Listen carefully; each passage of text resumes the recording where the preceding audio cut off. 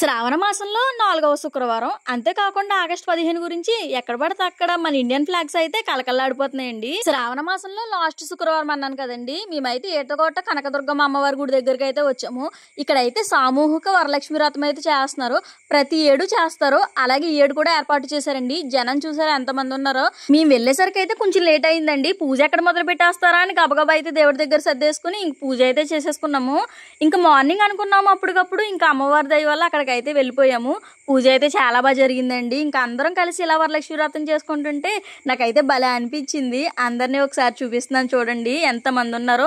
కింద గుడి దగ్గర కాకుండా ఈ వెనకాల అయితే కళ్యాణ మండపంలో కూడా అరేంజ్ చేశారండి. అంతమంది వచ్చారు. ఈ వ్రతానికి కావాల్సిన వస్తువులన్నీ కూడా గుడి దగ్గర వాళ్ళే ఇచ్చారండి.